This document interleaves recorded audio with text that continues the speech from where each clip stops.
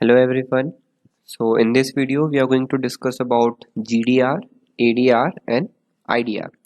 GDR का full form पहले देखते हैं GDR, ठीक है. It is one of the source in the terms of owners fund. तो GDR stands for Global Depository Receipts. The local currency shares of a company are delivered to the depository bank. The depository bank issues depository receipts against these shares. Such depository receipts denominated in US dollars are known as global depository receipts. Now see, for example, assume करते हैं India की कोई company है XYZ, ठीक है. उस company को Europe के किसी एक शहर में, लेट्स से लंदन में उसको अपना बिजनेस स्टैब्लिश करना है. अब उसको करेंसी भी लंदन के हिसाब से चाहिए रहेगी, डॉलर्स में या पाउंड्स में, है ना. तो what that company is going to do is, वो कंपनी अपने जो शेयर्स हैं उन कंपनी के शेयर्स को कंपाइल करके जीडीआर एडीआर बनाएगी. ठीक है, क्या करेगी वो? जीडीआर और एडीआर. जीडीआर मतलब ग्लोबल डिपॉजिटरी रिसीट. कुछ डिनोमिनेशंस में इन जीडीआर में शेयर्स दिए जाते हैं. कैसे? 10 शेयर का एक जीडीआर या 20 शेयर्स का एक जीडीआर. तो ये 20 शेयर्स की जो value it is equals to 1 GDR. समझे? सो इस तरीके से जो इंस्ट्रूमेंट होता है ये बनाया जाता है. It's a kind of document जिसमें 10 शेयर की या जो भी डिनोमिनेशन कंपनी चाहती है उतने हिसाब के शेयर्स की वैल्यू उस पर्टिकुलर जीडीआर में एप्लीकेबल होगी. अब ये इशू कहाँ किए जाते हैं? GDR are been issued except USA. कहीं पर भी इंडिया की कोई कंपनी अब्रॉड में कहीं पर भी इशू कर सकती है जीडीआर, सिवाय यूएस के. क्योंकि यूएस के लिए एक अलग से इंस्ट्रूमेंट लगता है, वो अपन आगे देखेंगे क्या होता है.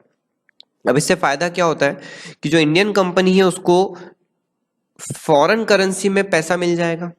फॉरेन के लोगों को उसने अपने शेयर्स दिए तो फॉरेन करेंसी में उसको क्या मिल जाएगा? पैसा मिल जाएगा. फिर वो क्या कर सकती है? उस पर्टिकुलर सिटी में या उस पर्टिकुलर फॉरेन कंट्री में अपने बिजनेस को एक्सपैंड कर सकती है.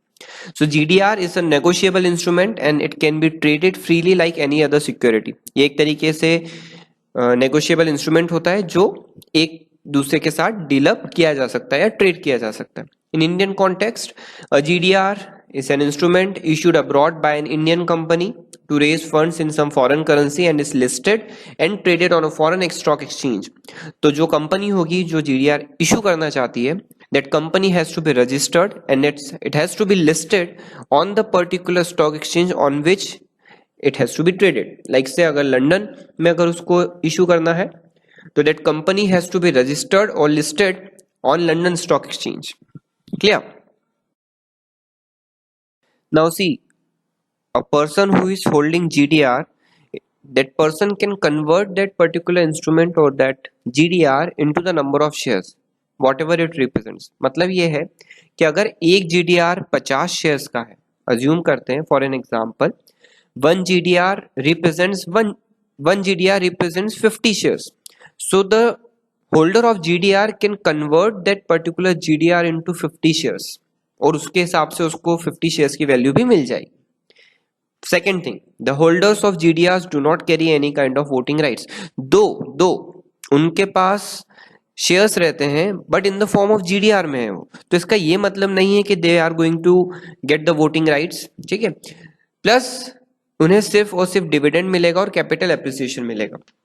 डिविडेंड उनको dividend in the form of shares, जितने शेयर के ऊपर जो भी डिविडेंड दिया जाएगा वो जीडीआर को दिया जाएगा. और कैपिटल रिकॉग्निशन का मतलब होता है कि एक जीडीआर की value let's say 100 rupees, 100 rupees में 10 रुपए के 10 शेयर हैं, तो टोटल हो गया एक जीडीआर की वैल्यू 100 रुपीज. सो अगर इन शेयर्स की वैल्यू ऊपर जाएगी तो उस जीडीआर की वैल्यू भी ऊपर जाएगी, है ना, एप्रिसिएशन होगा ना. तो अगर इस शेयर की वैल्यू नीचे जाएगी उन 10 शेयर्स की, तो उसी के हिसाब से उन जीडीआर की वैल्यू भी कम होती जाएगी. सो companies like Infosys, Reliance, Wipro, ICICI, they have issued GDRs and they have raised money in foreign currency in the foreign country. Again, I'll say one pinpoint that GDRs have been issued all over the world except America. Okay, US में GDR issue नहीं किया जा सकता. Okay, so now the next one is American Depository Receipts.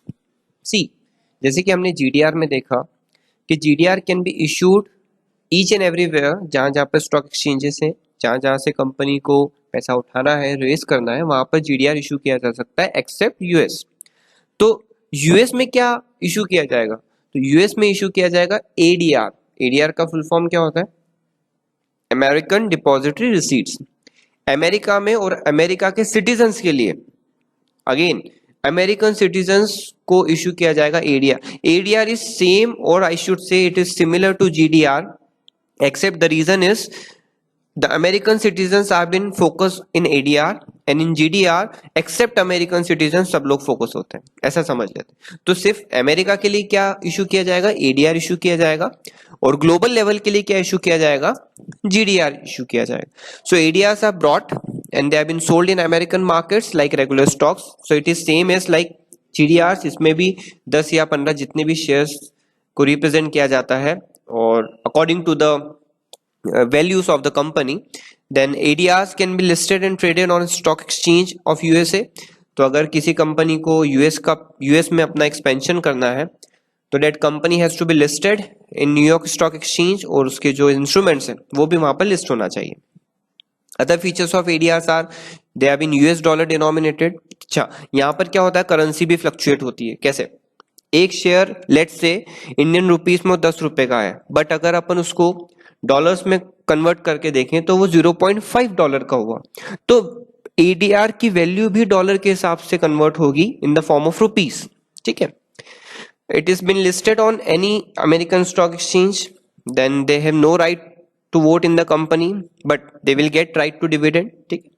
Capital appreciation भी होगा जैसा अपन ने GDR में देखा था। So it is same as GDR. The reason is the differential reason is कि ADRs have been issued in US for only to American citizens and GDRs have been issued to each and everyone except ADR, except America। ठीक है। Now again a new term, Indian Depository Receipts, which is also called as IDR. Now see, an Indian Depository Receipt is a financial instrument denominated in Indian rupees in the form of depository receipts। Depository receipts को DR भी बोला जाता है। It is created by an Indian depository to enable a foreign company to raise funds from the Indian securities market। इसको समझते हैं। GDR कौन issue कर रहा था? इंडियन कंपनी, मतलब एक डोमेस्टिक कंट्री है, एक डोमेस्टिक कंपनी है उस कंट्री की, वो इशू कर रही है बाहर के लिए। ठीक है, ताकि वो बाहर के कंट्री में से पैसा एक्वायर कर सके। अब बहुत सी ऐसी कंपनीज होगी जो इंडिया में इन्वेस्टमेंट करना चाहती है, जो अपने साथ में क्या लेकर आ रही है? फॉरेन करेंसी लेकर आ रही है। सो उन कंपनीज के लिए हमारे यहाँ की जो डिपॉजिटरीज है उन्होंने क्या एक इंस्ट्रूमेंट निकाला, वो निकाला आईडीआर, जिसमें फॉरेन कंट्री की जो फॉरेन कंपनीज है वो अगर इंडिया में इन्वेस्टमेंट करना चाहती है, इंडिया के मार्केट से पैसा उठाना चाहती है in the terms of rupees, ठीक है, in the terms of Indian rupees, so what they can do is they can take the company share into IDR, मतलब 10 या 15 आईडीआर, 10 या 15 शेयर्स का एक आईडीआर। ठीक है। So it is created by an Indian depository to enable a foreign company to raise funds from the Indian securities market. The IDR is a specific Indian version of similar global depository receipts। Simple सीधी सी बात है, IDR सिर्फ नाम change है, बाकी सारे जो उसके फंक्शन है वो सब सेम होगा। ठीक है, बस जो डिफरेंस है वो ये है कि बाहर की फॉरेन कंपनी आकर कहां से पैसा उठा रही है? इंडिया से पैसा उठा रही है, इंडिया से पैसा रेस कर रही है, फंड्स रेस कर रही है in the form of Indian rupees. The foreign company issuing IDR deposits shares to an Indian depository which is also called as custodian of securities which have been registered with the Securities and Exchange Board of India. In India there are NSDL and CDSL. In turn the depository issues receipts to investors in India against these shares. Now this is certain basic information. The benefits of the underlying shares like bonus, dividend, they have been accrued to the IDR holders in India। जो India में IDR के जो holders हैं उनको वो benefit मिलता है dividends का, बोनसेस का। ठीक है। According to SEBI guidelines, SEBI stands for securities and exchange board of India, IDRs have been issued to Indian residents in the same way as domestic shares have been issued।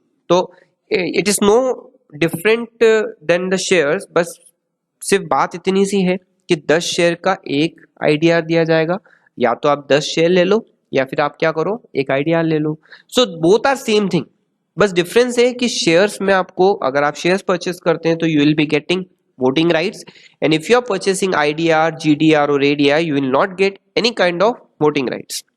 The issuer company makes a public offer in India and residents can take a bid in exactly the same format and method as they bid for Indian shares.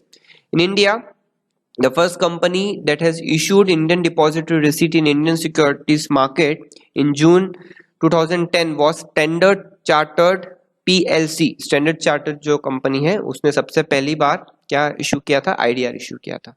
So that's all from the point of view of IDR, ADR and GDR.